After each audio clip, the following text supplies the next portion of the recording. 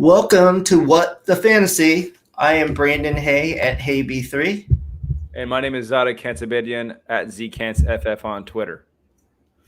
Thank you guys for joining us. This is episode 4. And like all the other episodes, we start off with a little Kenny Gainwell, some facts. So this is my week to say the facts. So let's go ahead. So his college choice, he chose Memphis over Ole Miss. Those were the two teams he was going after. He won the 2019 Sean Alexander Award, which is for Freshman Player of the Year. And I looked up a couple of camp tidbits, and they say he's shining more as wide receiver than running back. And he looks natural coming out of the backfield and doing a lot of things with the ball, coming out of the backfield and in the slot. And him and Huntley are returning kickoffs, so he could get some time on special teams. So that's just a little Kenny Gainwell love to start the show. And next, we're going to start with some news and talk about the Carson Wentz injury. So it looks like he's going to miss a good amount of the season. And also just came out that Quentin Nelson is going to miss some of the season also with pretty much the same injury. So we just kind of wanted to give our take on what that does for the Colts and what we think the outcome will be for them this year. So what are your thoughts? I'm sorry, what? Wait, Quentin Nelson got injured? I'm sorry, hold on. I didn't know that. That's horrible. Yes. That is he pretty so much bad. he pretty much had. I wondered why you were giving that shocked face. I was like, was I saying something wrong? Yeah, I forgot you were on. I'm on a little break. You're on the Twitter, the social media not getting on. Yes, today he's going to be out for, I think it said like 8 to 12 weeks. That is so bad. That is so bad, dude. I'm going to throw up in a bucket. That is so bad. He's one of the best linemen in the league. Oh, God. God, what is happening over there? That's not good. That's not good, guys. With Carson Wentz going down, who knows what they would have done at quarterback. I think they were going to honestly – well, okay, first let me talk about the Carson Wentz injury. They're saying 5 to 12 weeks is what I'm hearing. I think they're assessing it as they go along. But, look, this is the thing. Like, we're in August already, right? So you got to make a decision quick. You can't just bring in any old quarterback. Like, you can't just go bring in Jimmy Garoppolo because, with any quarterback, this is a system. An offensive system is like learning a different language, right? It's like going to a different country without any notification that you're leaving. They're telling you got to leave tomorrow and having to learn the language of that country in like less than a month to get any kind of success. Like that's what has to happen. And Nick Foles apparently is the only guy out there that knows the system with Frank Reich. So if they're bringing anybody in, I think it's got to be Nick Foles because he's the only one that can keep the system on time, this offense on time. He's competent enough to do it. I think he did it in Philly. He won a Super Bowl with Frank Reich. Just this Quentin Nelson thing just adds more insult to injury, honestly. I think we were expecting, honestly, like more run heavy approach now with Carson Wentz going down, albeit how long, regardless of how much time he's out. And this obviously affects the run game. It's significant, So I was right. I wrote down that with Jacoby Brissett in 2019, the Indianapolis Colts were 25th in pass attempts. Right. I wrote this down before Quentin Nelson going down. So I think we were going to see a drastic decline in pass attempts with the Colts. I think we're going to see them be, bottom 10 in pass attempts. The wide receivers, this is not good. In 2019, T.Y. Hilton finished 59th among wide receivers. Yes, I know he was still like old then, but it's still a significant, notable stat. Stay away. I would be staying away from Colts wide receivers, even if they did bring in Nick Foles or Jimmy G. I really wouldn't be even taking him at the end of my draft. I'd kind of just be avoiding him. So that's my take. So yeah, that was great reaction on your part. I wasn't aware that you didn't know about the Quentin Nelson news. So that came out today, I believe. So that obviously is a big impact to their ability to run the ball. I think they'll still try to run the ball, but they might not be nearly as successful. And also on the Nick Foles front, I don't know if you saw this either. I don't know if the interview was either today or yesterday, but pretty much in a press conference talking about, what he wanted. He was pretty much begging the Colts to come get him, and trade for him so he could go there.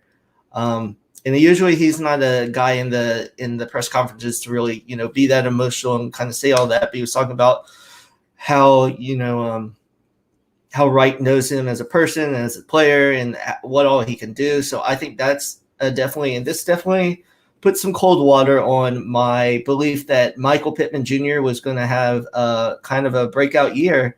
I still like him. I'm not getting rid of him, but obviously it's not good. I saw that Jacob Eason's first practice where he started with the ones. He threw like a interception on the first play. So I think everything with Eason coming out of college was, he had a lot of tools, but he needed more experience. So, I mean, I don't know if he's going to be good or not, but there's going to be some bumps in the road. So I don't believe that, and they just signed, who did they just sign? Brett Hundley, who's played a little bit for the Packers. So, but yeah, this is a big hit. So what does this do for how you feel about JT? This probably downgrades him a little bit over the season with the Nelson injury, right? Yeah, it does. I mean, I think it with Carson Wentz going down, he was going to get increase in volume and rushing attempts. I think that would have been a common addition by subtraction, I guess. It does hurt him. I haven't looked at, because I just found out about the Quentin Nelson news right now. I haven't looked at. I know Quentin Nelson was injured like two years ago. I think he missed like a significant portion of the season. So I didn't look at what happened with the rushing stats then. I know Marlon Mack was their primary rusher then. It's gonna affect him. Quentin Nelson is, he's one of the top guys in the league in run blocking, and so this has got to hurt him. Now we got to talk about where we rank him at. I mean, would you take him in front of Nick Chubb still? Probably not. I don't know, because he does get the receptions. JT does get the receptions. And I think we can all still project him to have more receptions than Nick Chubb, and I think we have to talk about scoring opportunity, right? Like, how many times do they get scoring opportunities? It's going to be tough. I think the Browns are going to be in scoring opportunities more often than the Colts.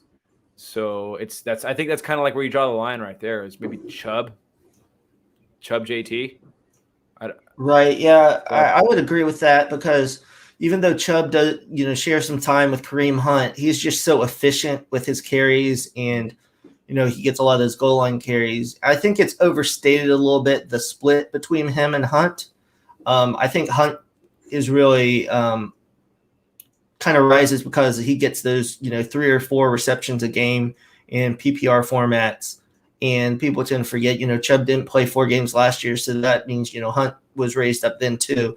So I actually don't think Hunt will be as high this year in the final rankings. But yeah, the JT news, I think they'll still try to run the ball. So he's still going to get that, but he might not get the double-digit touchdowns that he had last year. Mm-hmm. Or it might be near the back end when Quentin Nelson comes back that he gets a lot of his production. Right. So as a fantasy owner, that might be too late, because if you're out of the playoff hunt by then. So that's obviously something, if you're thinking about redraft, you might want to, kind of see if you can get some sort of package or something. But in Dynasty, obviously, I'd keep him no matter what, because, going forward, I think he's still going to be a top, 8 running back. But this is definitely big news, with Carson Wentz. I was actually hyping up Wentz a little bit, kind of be a sleeper for, a quarterback too, and super flex, and, kind of have a bounce back, because I thought with Reich, he would really do that. They kind of fit everything. And now the question is like, is Wentz ever going to stay healthy? And I mean, if they say bring in someone like Jimmy G and he does well this season, I mean, I would think they're going to stick with Jimmy G or whoever they bring in if they, takes them to the playoffs. So it kind of brings into question what happened for Carson Wentz for the future. Mm-hmm. Yeah. A lot of unpredictability. So we kind of talked about the Wentz. So now we're going to talk about the Dynasty trade. I didn't get any response on Twitter, so I went and found one. I think this is a pretty good one for Dynasty. There's some solid producers on one side, and then there's some young talent on the other side. So the trade is Justin Fields, AJ Brown, and a 2022 first, or Russell Wilson, David Montgomery, Cooper Kupp, and Darren Waller. So how do you feel about this trade, and kind of take me through your thinking process on which side you would want? And you said this is Dynasty, Brandon? Yes, Dynasty. Okay. I'm taking the Russell side, the Russell Wilson side. And it's not really a hard decision for me. I think Russell Wilson is one of the best quarterbacks in the league. I mean, why do you have to say that? We all know that. He's one of the best quarterbacks in the league. I was looking at a stat yesterday. I was looking at the Cowboys and how they ran out of 3 wide receiver sets and the passer ratings of different quarterbacks in 3 wide receiver sets. Russell Wilson had an insane astronomical number for passer rating. I think he was like 140 or something out of 3 wide receiver sets. He's insane. So I don't know if they're going to do that this year, but I'm going to take him. He's light years ahead of Justin Fields as a quarterback. I don't think Justin Fields will ever be better than Russell Wilson as a quarterback. David Montgomery is a solid running back, low end 1, maybe high end 2. He's still got some time left on his career. He's in year 3 now, I believe. Yeah, I think year 3. Yeah, going into year 3. Yeah, Cooper Kupp's a solid, Cooper Kupp's a solid wide receiver 1. And Waller is he's one of the elite tight ends. He's 28 years old. And if we're talking about lifespans of tight ends playing in the NFL, it's not the same as wide receivers. Those tight ends go for a little bit longer. And either way, I mean, even if you weren't in a position to win, in a window to win, these 4 pieces are going to put you in a position to win regardless of where you're at. These are very strong pieces. Waller is insanely strong. AJ Brown is he's my pride and joy. I love AJ Brown so much, but I mean, these 4 guys, I think you got to go, I think you got to go with them every day. So yeah, I agree. And just to go through my thinking on this, so in kind of coming out of the draft, I kind of compared Justin Fields' game to Russell Wilson. Obviously a really poor man's Russell Wilson, because a lot of times he can scramble, he can run, but he likes to move in the pocket to open up players downfield, and he's great at lofting the ball down deep. That's why a lot of people are really high on Mooney. I love AJ Brown, but I think he's going to be a constant, top 12 wide receiver. But will he go into that top 3 range with how the way the Titans, run the ball, and now that they have Julio Jones? So there's questions, how high will he be? If he was a consistent, top 3 player, kind of like DeAndre Hopkins and Devontae Adams are, I think it would be closer. And then obviously with the 2022 first, it always depends on where that's going to be. Is that going to be pick 1, into the first round? So that's always up for that. And some people don't think as highly of Russell Wilson as, you were talking. I looked the last 5 years in PPR, how he's finished. He's finished 6, 3, 9, 1, and 9. So he's finished, in the top 9 the last 5 years. And then Darren Waller's finished 2nd and 3rd amongst tight ends the last 2 years. The only worry, I guess, is does John Gruden know what he's doing with the Raiders, and will he just fall off a cliff kind of like that? But still, I would still think you get 2 good years, at the very least, of premier tight end. Right. And I don't love David Montgomery, but, running backs are so hard to come by, and he's definitely a top 15, 18 running back at the very least. And then Cooper Kupp, I've loved Cooper Kupp. I think Woods is going to do better with Stafford, but I looked, Cooper Kupp has only had 1 top 20 finish in his career so far in 4 years, but 3 of the 4 years he's been top 26. So, I mean, that's still really good, and that still gives you a lot of fantasy potential. So I agree. I would take the Russell side. I guess it kind of might depend on how this roster is, because obviously I didn't look up the person's rosters or anything like that. Mm-hmm. But there's definitely so much talent on the trade with Russell, and quarterbacks last so long, and it seems like he kind of like Brady, he trains so well and takes care of his body. I think he will be able to last a very long time at quarterback. And even though Pete Carroll talks about running the ball more, I feel like they always talk about that. And I think the Seahawks will continually throw the ball, especially since they drafted a receiver so highly in the draft this year. I think you bring up a good point with AJ Brown, questioning if he'll ever finish like top 3. It's interesting because while he is as efficient as they come at the position, he can break one. He's done it. He did it so many times last year, but in that offense, it's just primarily based on the run. I mean, you can bring in Julio Jones and AJ Brown, yeah, but it's always going to be with Derrick Henry. It's always going to be based on the run. They're never going to be like, I don't think they're ever going to be like, top 10 in pass attempts. If they are, then yeah, I'll put my foot in my mouth and I'll stop talking right now. But it's going to be tough, especially with Julio Jones now there this year. Maybe Julio Jones plays one more year, but even with Corey Davis there last year, he missed 2 or 3. AJ Brown missed 2 or 3 games. I don't know.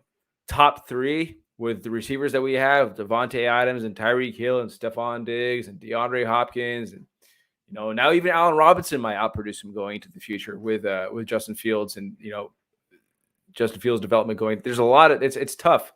So I think AJ Brown's value and his production, as great as he is, I'm not saying he's bad, but I think you could find it elsewhere. And getting what you have in Waller and Russell Wilson and Montgomery as a solid RB1, yeah, I'm going that side too. I think, yeah, just to continue that point, sometimes you could love the talent of a player like AJ Brown, someone like that, or even say someone like Saquon Barkley, or someone like the Aaron Jones, those type of players. But you have to look at the value when you look at these trades, especially in Dynasty, because could you get similar production and get more on top of it? So in this case, obviously you'd be dropping down receiver quite a bit, but you'd be gaining the quarterback spot and the tight end spot and gaining a running back. So you got to kind of look at how they finish in the grand scheme of things, not just if we think AJ Brown is, a top 3 receiver, which I think he might be, at least the very least top 5 in the league, but based on the way they play, the Titans don't care about getting him the ball 150 times like DeAndre Hopkins or Devontae Adams get. He's probably going to hover that 100 to maybe 120, and he's very efficient, but then, he would have to get, 12 to 15 touchdowns probably. And with Julio there, that's going to be tough. And with Derrick Henry still there.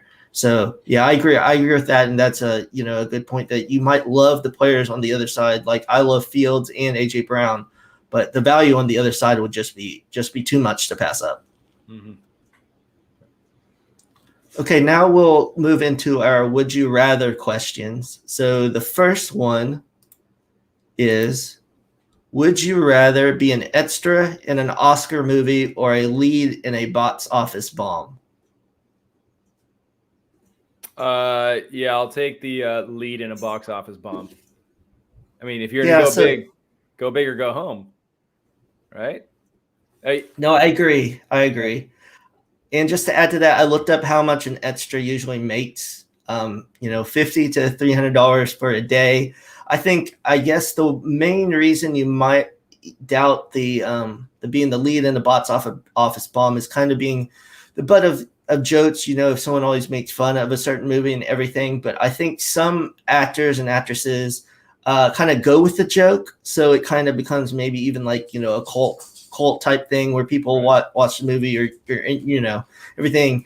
I think the only time it really hurts people is when they get offended by the movie or kind of try to defend it and everything, because I love Will Smith and he's been in some box office bombs, that I don't agree with. Like I really liked Wild Wild West, but it didn't do well. And also I don't think Hancock did well. And I like watching the movie. Yeah, I like the movie. So a lot of movies like that. I kind of looked up some box office bombs, and a couple that I forgot. One was that I don't know if you remember Monkey Bone with Brendan Fraser. Dude, yes, I do. I did not watch that. It looked awful. I didn't either, but I know there's some monkey running around in the movie from the previews. I looked; it costs around 80 million and only made like 7 million. Oh my gosh! So, so yeah, that was a big one. So there's actually some pretty noteworthy movies, and I think another actor that's been in some bombs probably the last 10 years is Eddie Murphy. He was in all those great movies, and then he started just taking any movie after all those nutty professor movies. So I mean, those paychecks keep rolling in even if you're in bad movies. So I guess that's why they keep on taking them. If I could name the worst movie I've ever seen in my life, it was the Suicide Squad movie that came out originally. Harley Quinn was the lead actor in that movie. Movie bombed. Harley Quinn survived. Harley Quinn persisted. Harley Quinn is a favorite character of the DCU universe, the DC universe. So I think that's a good example of a lead actress in a movie bombing, but still like that character just lives on forever. You can't not like Harley Quinn. No, I agree, and I guess I can't really think of anyone that bombed probably at the beginning, because usually getting a lead role, you have a lot of roles going into it, and you have a little bit of fame before. I guess if anyone bombed early in their career, then they might never recover. But I can't really think of anyone that's ever done that. Usually they have a lot of good movies, and then they do a crappy one, right? And then they keep on going. So I guess if you can cash that check, then it doesn't matter how many people see the movie. Get paid. Absolutely. So yeah, so the next one I think we'll have a longer discussion on. So would you rather have a flying carpet or a car that can drive underwater? I'll let you go first. I went first last time. Okay, so obviously the flying carpet, one of the things you first think about is the Disney movie Aladdin. I loved Aladdin. It's probably one of my favorite Disney movies. And I actually was Aladdin for Halloween when I think I was 6 or 7. My mom made the whole outfit and everything. If I can ever find the picture, I will post it on our Twitter. But so that's really cool. And then driving a car underwater, my main thing was kind of like having a submarine that can go straight from the road to the water. It could avoid a lot of traffic. I would think you could kind of cut through distance wise. I don't know logistically if it really makes sense, but we're taking that out of the question. Another part with the flying carpet, as I spoke about earlier, I'm very afraid of birds, so that is one negative for me. And I kind of wonder, flying on a carpet, how much balance you would need when you're on the carpet. So sometimes I don't have the best balance, so that would kind of worry me. And low flying birds or planes or storms, that would kind of worry me in the flying carpet. So I think I would go with the car that drives underwater, because it has so many more ways I could use it in everyday life, I think. So what do you think? Yeah, I think solely for the reasons of there's just too many injury liabilities and concerns happening on a flying carpet. There's no doors, there's no seatbelts. I'm falling off that thing. I'm falling off the carpet in like a day. There's nothing on the side keeping me in. Like, you're telling me I'm going to hold on to the thing like this with my 2 hands for deal. I'll be white knuckling the entire time because I'll be terrified. Like, just put me down. Just put me down. Like, when you watch like movies or like shows like Game of Thrones, and like they're just flying on dragons, like flying in the air, doing 360 corkscrews, and they're just holding the dragons like Spike like this. I'm like, yeah, right. You're falling off. You're falling off a dragon. You're falling off a flying carpet. Give me the underwater car. I want the underwater airbags and the seatbelt and all the surrounding shell to be put in. I don't want to fall off a flying carpet. I don't want people to know my death as the guy that died falling off a carpet 2,000 feet in the air. I'm good. Give me the underwater car. I'm being too practical about this. I'm being way too practical about this. I'm surprised you went with that. I thought for sure you would go with the flying carpet, because I remember in our discussion before you said you'd rather fly. Yeah, but that's me flying. That's me, right? You controlling it, yeah. Having to be on there. And yeah, logistically, yeah. And another, we didn't really add this part in, but in the movie Aladdin, that carpet was very heroic, always caught them when they're falling. But that was that carpet. Maybe you have another carpet that's not as quick with their reflexes and everything, so it might not save you. What if you have like a 2003 model or 2000, like 1998 model carpet? It's not going to. It's not smart. And I worry too. There's one time when it unraveled. We don't have a genie to kind of put it back together. Right. Sure. So I don't know how long that would really last. And like I said, I think it would be kind of cool to drive underwater, see all the fish, see everything underwater, kind of like you'd be in The Little Mermaid, another great Disney movie. So so you could explore a lot down there. Sure. You could, because now to go to an island or something, you have to fly or take a boat or something, and this would make it much more easily accessed. Obviously that drive would be a long time, but I would think if you started to have underwater cars, then you could just kind of stop, find, a little area under the water, stop and just take a nap in your car. And how deep can this hypothetical underwater car go? It can withstand all pressure? Sure. Let's say it can. It can, if the carpet doesn't have any limitations on how high you can go, then the car has no limitations on how deep it can go. I'm taking the underwater car. Absolutely. Okay, so that we agreed way more on that one than I thought we would. And now this is something you put to talk about. So I'll let you kind of start off, but kind of projections versus rankings. So kind of walk me through, how you kind of feel about projections and rankings.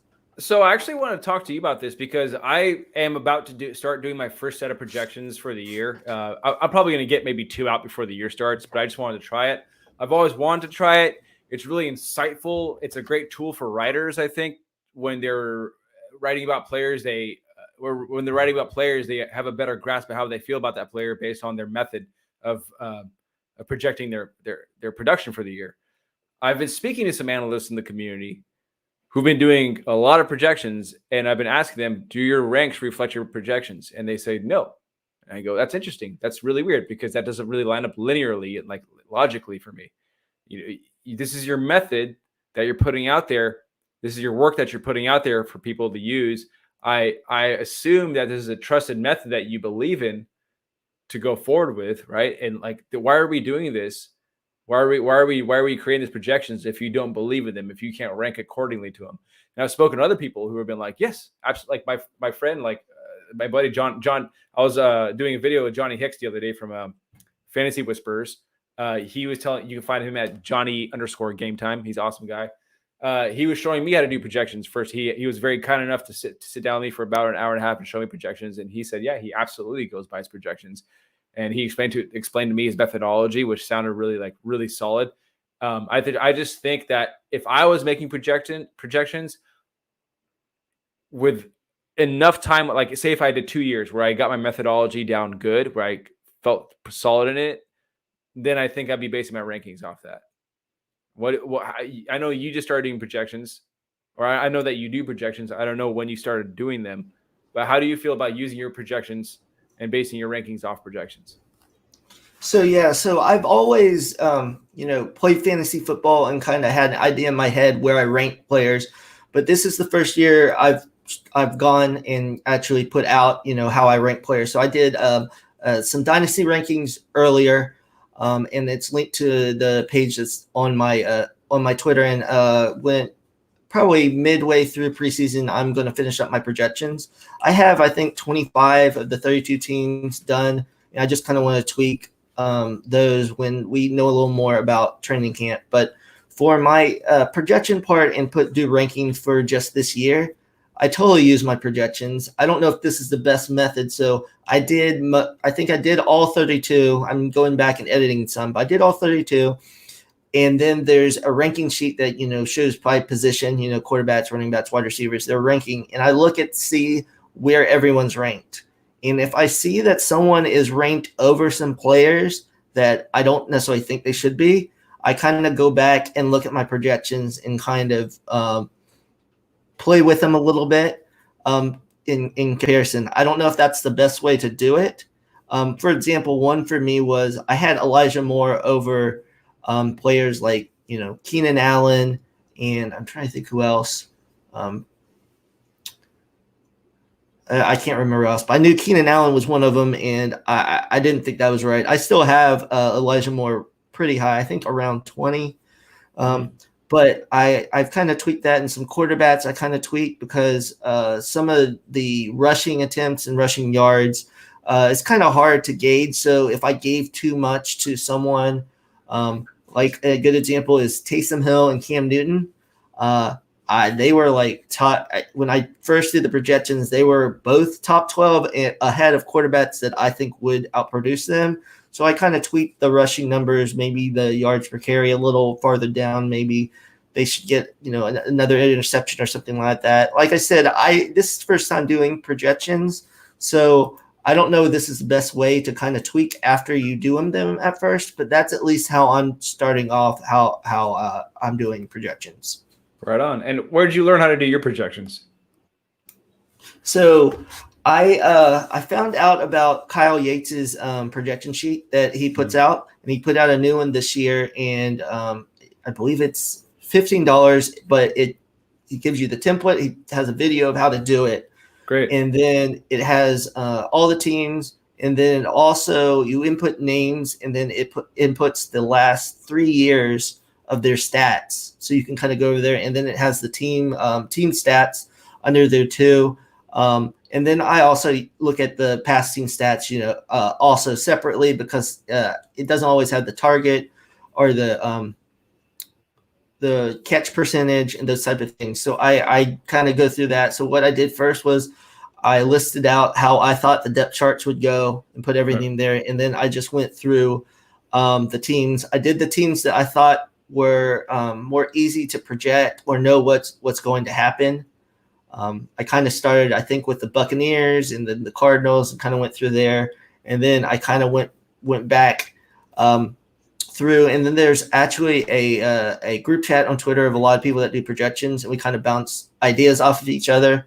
I'll say, this is what I did with Lamar. What did you guys do? Because I had trouble with Lamar because I think they will pass it more, but he has never passed it, I think, over 400 times. And when I first projected, it was like him passing the ball over 500 times. Wow. So wow. So in the rushing was still up there. He still was around 1,000 yards rushing in my projections. But that's the thing. If a player take that big of a jump, in 1 year, even with the extra game, kind of I did the same with Mike Davis, because he's pretty much the lone running back in Atlanta. And, but he's not Derrick Henry. So once I went back through, I had to kind of limit his carries and kind of give some more to a couple other running backs, even though I don't think they necessarily should get that much of a carry load. Just realistically, how much can, one player jump in touches, from 1 year to the next? So let me ask you a question for anybody listening to this podcast and who hasn't done projections, or anybody watching this right now or goes back and watches it. Something I've always wondered, as somebody who hasn't done any projections yet, is how do you project a team that has a coach, like, say, if we go back to the New York Jets and your ranking of Elijah Moore at 20, which is totally fine. I can see it happening. But how do you project a player like that when you have a head coach who came over to the team as a defensive coordinator? How do you project a team offensively with that? Are you looking at essentially what Kyle Shanahan did on his offense, assuming that Saleh is going to adopt those offensive tendencies? And are you projecting Elijah Moore to play in the slot? And if so, are you looking at what Kyle Shanahan did with his players in the slot and how much they produced? How did you project a team with a whole new coaching staff, new quarterback, new offensive pieces? So yeah, that's a very good question, and I'll take a couple examples of what I did. So for the Jets, I kind of did because it seemed like he learned a lot from the 49ers, and it seems like, at least from what I've heard, they're going to run some similar type system And with the Elijah Moore, I kind of considered he will take some of the Deebo Samuel role where they give him a lot of catches around the line of scrimmage, a lot of short catches, and get him in space and let him produce. But I think he'll also go down the field like Brandon Ayuk does. So I just think they have to use him all over the field. And me hearing from reports that, he's pretty much, in the top two with Corey Davis, and then it's Keelan Cole and Denzel Mims. Right now, at least, it's running fourth. I just think they'll use him a lot like that. And with the new coaching staff, when they usually draft or bring someone in like they did Corey Davis and Elijah Moore, they're going to use those players. And also with the running backs, none of them at the moment have seemed to have that much upside. Michael Carter has some, but we don't know what he's going to do. So that's what I kind of do with that. If there's a new coach, I look at who their offensive coordinator is, what I kind of think their style will be based on, where they came from, and then kind of gauge that. But on the other side, for the Jaguars, I went back and looked at Urban Meyer, what he did at Ohio State and Florida, mostly Ohio State since it's more recent. I know that they got Darrell Bevell as the offensive coordinator, but my belief at least is Bevell is more there to help Urban in just assimilating to the NFL, give him, kind of a sounding board. I think it's more Urban's offense than Bevell. So I kind of looked at rushing percentage and passing percentage and, how he used players like Curtis Samuel, running backs that were kind of wide receivers too.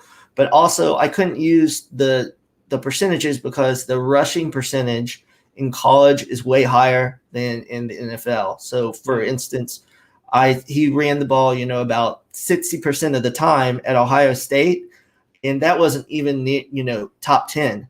And then in the NFL, like the Ravens, they're right around 50%, a little under, and they're like top 3. So I kind of looked at just rankings of run percentage in the NFL the last couple of years, and I kind of looked at middle of the road. I thought, because the Jaguars were pretty low last year, I think like 29 or 30th.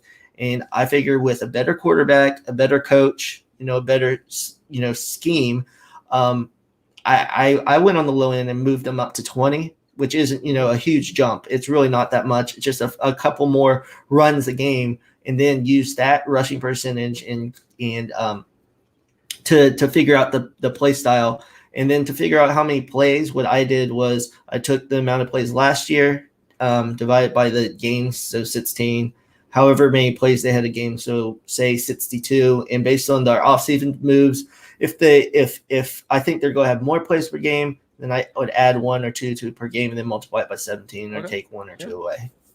Okay, that sounds good. I can't wait to see what Elijah Moore did. I bet it made you feel good watching him catch that 90-yard bomb from Zach Wilson in camp, day 2 of camp. Did you see that? I did. So I was really high on Elijah Moore and Rondale Moore. So I'm going all in on the Moores, and I feel a little better on Elijah because they don't have DeAndre Hopkins there, who just dominates all that. And I think I mentioned to you, I want to kind of look at look through the game scripts and everything to see how often Kyler either runs or throws it to D-Hop or throws it to the other options, because that, especially in 4 wide receiver sets, because that would kind of tell how many targets are really open for Rondale and everything. But yeah, I was super excited for Elijah to get those deep bombs in Jets camp. So hopefully they can keep it going. Man, let's go. So that's exciting that you're going to start that, even just getting a few teams out there. So yeah. I just want to say real quick, I'm working on something for the season. This is going to be my exclusive content. Myself, I'll be putting it out there. I'm going to announce it later on, probably in the second half of the month once I get it dialed in. But just be on the lookout for that. I'll let you know. I'll let you know after the show, Brandon. Okay, that's exciting.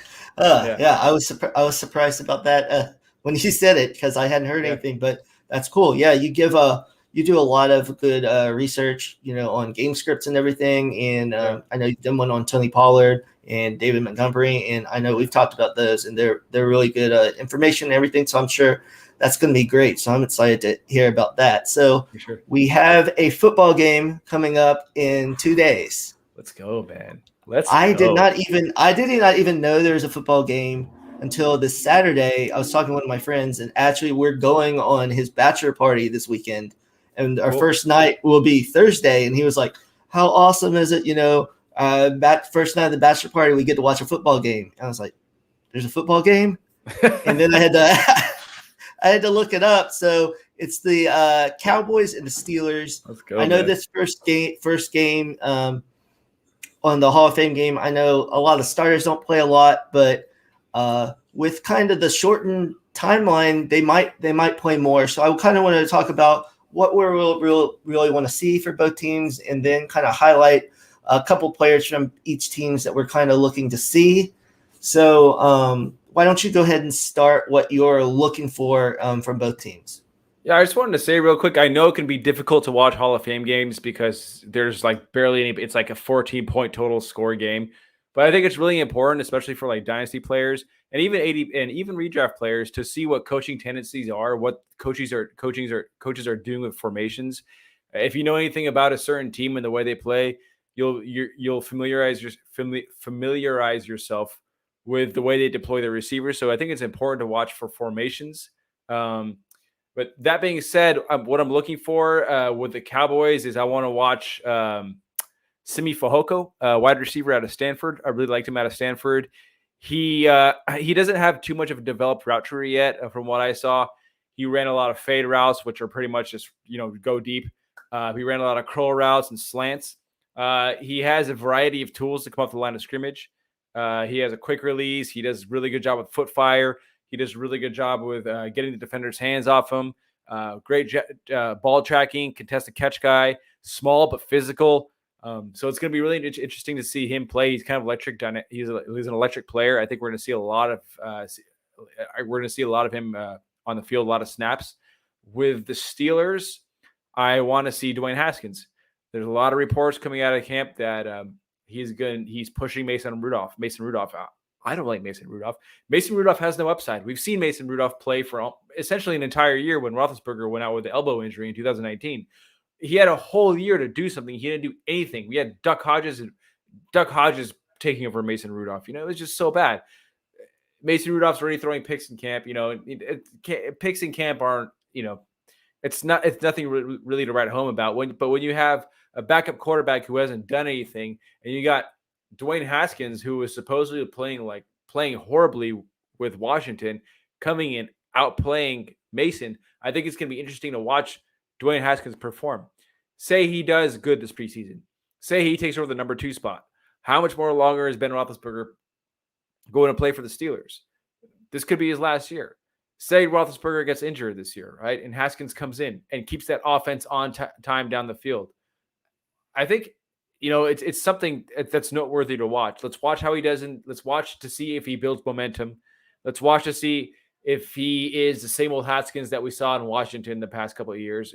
It's not really hard to tell which Haskins is which, because that Haskins that we saw in Washington was really bad. One of the most inaccurate quarterbacks that we ever saw. A quarterback that we saw constantly miss open windows, wide receivers running in beautiful windows that he just completely did not see.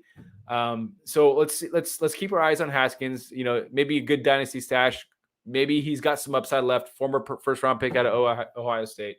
Let's keep our eyes on him. And one more thing I want to watch out of Dallas is that we have a lot of Blake Jarwin hype coming out this season, just like we did last season. But we saw Dalton Schultz do the damn thing last year. We saw him perform last year, and Mike McCarthy has been a guy who's run a lot of 11-man personnel, which basically means you have one primary tight end on the field and 3 wide receivers. And in fantasy football, we want to have a tight end in an offense who's running as the sole tight end, because any tight end targets that come to that position is going to be to him. But when you have 2 tight ends who play well, in Dalton Schultz and Blake Jarwin, I'm curious to see if Mike McCarthy starts messing around with that formation.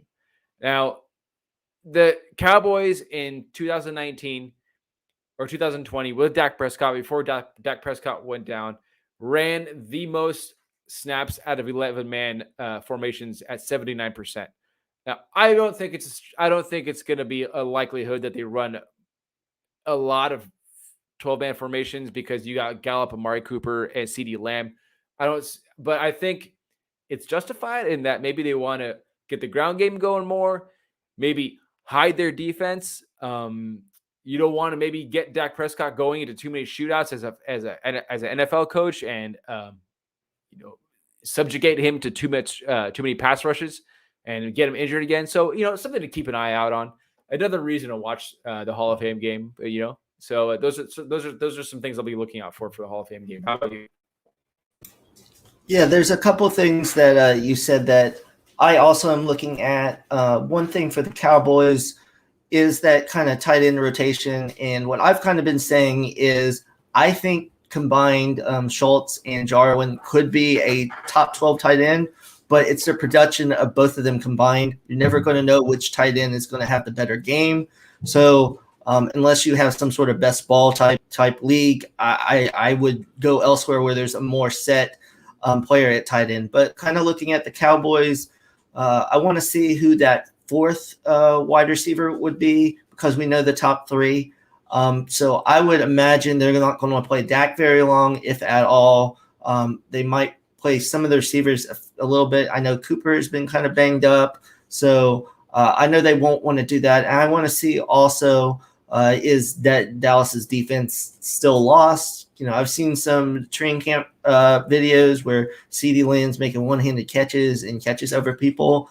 And that's great for CeeDee Lamb because I love him. I think he's really good. But also, is he able to make all these plays because the defense, isn't making plays on the ball? They brought in some injury prone and some kind of older defensive players to hope to shore that up. So I'm very interested on that. And also another player for the Cowboys that I think might get a lot of play in that first game is Brennan Eagles from Texas. Very fast, and I want to see. He probably won't get much time this year necessarily, but he could be kind of a stash in Dynasty. And then for the Steelers, they have a new offensive coordinator. So I want to see because last year to hide the offensive line struggles and Ben's lack of mobility, they threw a lot of quick passes, and also they didn't have a very good running game. So I want to see, are they still going to go with that quick passing attack? Also, after Najee, what does the running back rotation look like? They brought in Kalen Ballage, then they have Benny Snell, McFarland.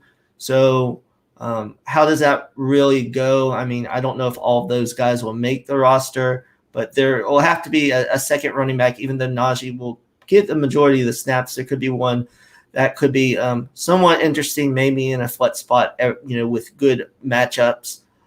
So that's something that I want to look for the Steelers. And also the tight end spot. I want to see how Pat Freiermuth is used. I don't know how much, him coming off the injury in college last year, how much he'll play, but I'm interested about him because I could see them using more two tight ends to get the running game going with their struggles on the offensive line. So those are some of the things that I'm kind of looking at. Like you said, the Hall of Fame game, I kind of sometimes struggle to watch the whole thing. I'll maybe watch a half or maybe 3/4, but it is good to just at least, check in to see, who's doing well, because that can at least tell you who might be getting more reps in practice after that game and maybe trending up during training camp in the preseason. So I think that's a good thing. So anything else you want to say about the Hall of Fame game? I think looking at the running backs in the Steelers backfield behind Najee Harris, when you look at what Kalen Ballage is a guy who's got actually a pretty good shot to win the favorite for RB2 duties, save Najee Harris does go down in an unfortunate injury. In the two games that Najee Harris played with the San Diego Chargers last year, in the two games that he's had sought at least 67% of the snaps, he caught 12 of 15 targets for 61 yards. Now that tells me that Kalen Ballage is a competent pass catching running back at least. Hopefully he produces. Hopefully we see something of him in the Hall of Fame game. I think Anthony McFarland, we didn't see too much maturity from him last year. I like Anthony McFarland a lot. I like Anthony McFarland a lot out of Maryland. He's a game breaker. As soon as he gets loose, he's gone. Benny Snell is just he's so jag. He's just so underwhelming as a player. He's like your grinder, but you got to have some juice. You got to bring something. This is the NFL, right? So what do you bring? Benny Snell is just a dude. He's just a normal guy taking up, an extra set of towels in the locker room. Like, he doesn't need to be there. Like, one of those guys can go. And we got reports coming out of camp that Benny Snell is a likely cut candidate. So I think Kalen Ballage, if he starts playing like a running back who is his size, he's got the pass catching aspect down. Let's see the guy do some work. I think if anything, he can be like a solid RB2 if he wins that job, if Najee Harris goes down. Also, a great point about Pat Freiermuth. I think we could see a lot of 2 tight end sets, and I think we can see Juju Smith-Schuster, or either him or Claypool, probably Smith-Schuster, not be on the field as much because of those 2 tight end sets. So that would be interesting to look out for too. Yeah, just speaking of Benny Snell, I know last year he fooled me when Connor left one of the early games, and then Snell came in and he actually produced pretty well. I spent a lot of fab, in a waiver priority that week trying to get up, Benny Snell. And then, Connor comes back and Snell doesn't have the job, and he looks like you said, just a guy. So, yeah, I'm not very high on him. And I've heard McFarland, they like him, coming out of the backfield, and a lot of people are projecting him to get some receptions. What percentage do you think Najee will get of the running backs, say, of the rushes, and, how many touches do you think he really can get in his rookie year? Easily 250 touches, easily. I mean, with the 17 game, obviously it's going to be 250 touches. I think we could see 300 touches out of Najee Harris this year. I think we really could. I mean, the Pittsburgh Steelers love throwing to the running backs. They're infamous for throwing to the running backs. James Conner, 8 receptions. And James Conner was also, side note, I love James Conner. James Conner was a great pass catcher. If James Conner can do it, watching Najee Harris go off, they're going to be throwing up so many screens for him, so many dump offs. They're going to use him. I mean, Le'Veon Bell was a breed of a rarity in the pass catching game. They lined him up like a wide receiver. Maybe we see some of that with Najee Harris. I think he's a lot more athletic than James Conner, but not as athletic as Le'Veon Bell was in his prime. So maybe we see some of that out of Najee Harris lined up out wide. I think Najee Harris can easily see 300 touches this year at least. Or I think it's definitely in his range of outcomes. So do you think that Najee Harris finishes as a top 12 running back? So I don't know. For me, yeah, I don't know if he does exactly, because I haven't projected. Like I said, I haven't projected any of the running backs yet, and that all really comes down to. I think with any position, it comes down to touchdowns, because you could have one position. You could have like Robert Woods and Cooper Kupp last year, both finished with like this almost the same exact yardage, but Cooper Kupp had 2 touchdowns and Robert Woods had 10 touchdowns, and they finished light years apart. So it really comes down to touchdowns and scoring opportunities. I could see Najee Harris with what's happening in Indianapolis right now, finishing above Jonathan Taylor. I don't see why not. I think he'll have more receptions than Jonathan Taylor. I think he'll have more carries than Jonathan Taylor. Quentin Nelson going down now obviously causes issues for the offensive line, so we can't use the offensive line discussion really as to bolster Jonathan Taylor. So above him, yeah, maybe he finishes above Nick Chubb with the receptions. Who knows? Maybe he finishes in the top 12. You said top 12 at the position, right? Yeah, top 12 at the position. Yeah, I have him. Yeah, I have him just outside, but I could see him bumping above a couple guys. I have him as the 15th running back this year. Okay, but that kind of 10 to 17, there's a lot of running backs that I could see being higher. Like Antonio Gibson's kind of in there, and CEH, and all those kind of running backs that are on, fairly good offenses, but you don't really know how many carries they'll get, and how the touchdowns will kind of go, because a lot of teams are going to utilizing more than one running back. So kind of like Malcolm Brown and for the Rams last year. I mean, I don't even know why he was on the field most of the time, but he had like 4 or 5 touchdowns, and it was fantasy heartbreak. But when he would come in the game. But, coaches are weird. They like certain guys and like to throw someone in, just for goal line. Like last year, Jordan Howard had games where he had like 2 carries for 5 yards and 2 touchdowns. So, Right. There's always those situations. So I do agree, projections are kind of, a lot of luck on the touchdowns and everything. So that's really why I wanted to do projections this year, just to see how wrong I am and kind of, get Right. better at it. Because I don't think you can really get better, as an analyst until you kind of take a look at, everything and step, even further. So I started doing rankings, and then I decided, why not do projections too, to kind of see where I would be, after the season. If I can add one note about James Conner, if we're talking about James Conner being less of an athlete than Najee Harris, right? And Najee Harris, and finding a floor for Najee Harris and James Conner's production. If you look at James Conner in 2018 when he broke out, when Le'Veon Bell sat out and he had the entire backfield to himself, he in 13 games he played, he amassed 71 targets, right? That's 71 targets. 71 targets. And that was in 13 games. I haven't done the math on that yet, but I think if we look at a 17-game span, say the Steelers are vying for a contention and they need to play that last week, he can get close. He can get very close to 100 targets out of the backfield. Najee Harris can. So I think that puts him. Yeah, that could put him easily in the top 12 if he can. Yeah. So just that little nugget. Yeah, that's good information. And, after I probably watched the first series of preseason games, I might adjust. I probably have Najee Harris too low on the amount of targets he's going to get.